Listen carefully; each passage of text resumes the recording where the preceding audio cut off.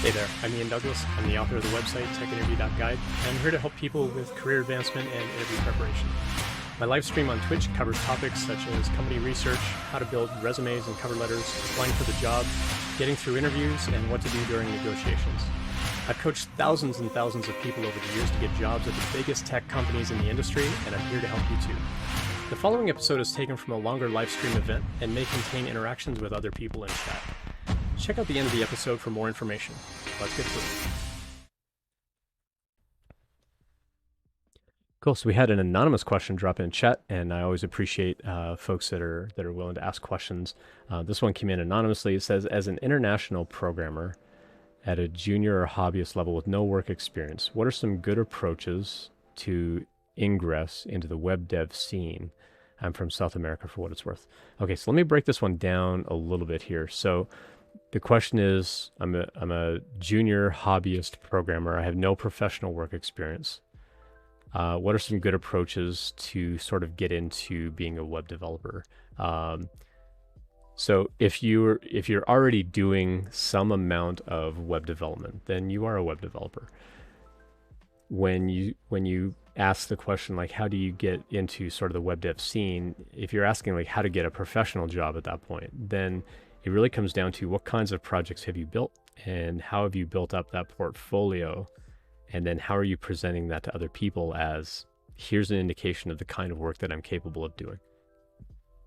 Because when it comes to applying to that job, again, as we've mentioned on the stream here and in lots of other streams,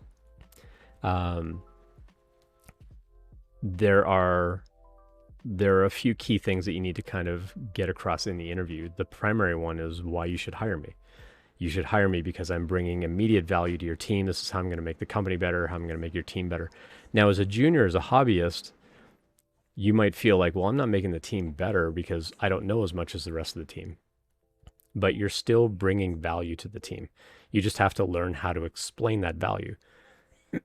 And so that value comes about from you showing them the kinds of projects that you've built. And so you will need to have some understanding of, these are the kinds of things that I've built. These are the kinds of things that I'm capable of making. These are things that, that interest me. These are projects and so on that I think are also appealing to you as a company. And this is the value that I bring from that. And so the first thing I would start out doing is build up that portfolio. Figure out, like, based on the kinds of companies where you want to apply for work, what kinds of projects are going to be appealing to them. I mentioned earlier on this stream, but I'll mention it again here. If you can research a company and find out, like, do they have some sort of tool that you can use, some kind of API, some sort of platform, some kind of SDK, software development kit, anything like that you can build into a project, do that. If they don't have any of that kind of tooling available, then as you do research about them and you find out who are their customers, who do they serve, what do they do, try to build a project that's similar to what they do. It doesn't have to be like a full-blown, like, you're not trying to reinvent the company, but you could make like a much smaller scale version of it, or like a portion of it.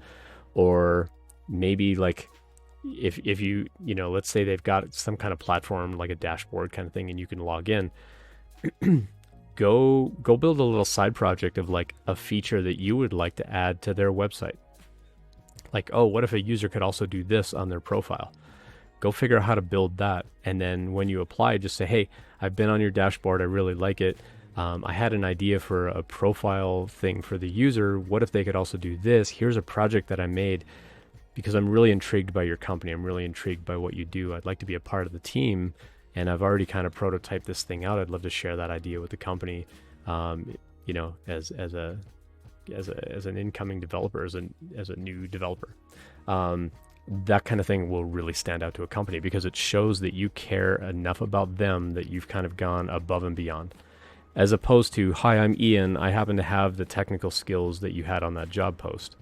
I mean, they're certainly looking for that too, but when I'm hiring, I'm looking for people that care about me and care about my business and care about what my company does, not just, that you have the technical skill. Like if you bring that other passion, that stands out way more than just the technical skill alone. And so I would start there. I would start by figuring out what kinds of projects can you present or work on. If you've already got some project work, then how do you build that up as a portfolio? And then how do you sort of present that portfolio?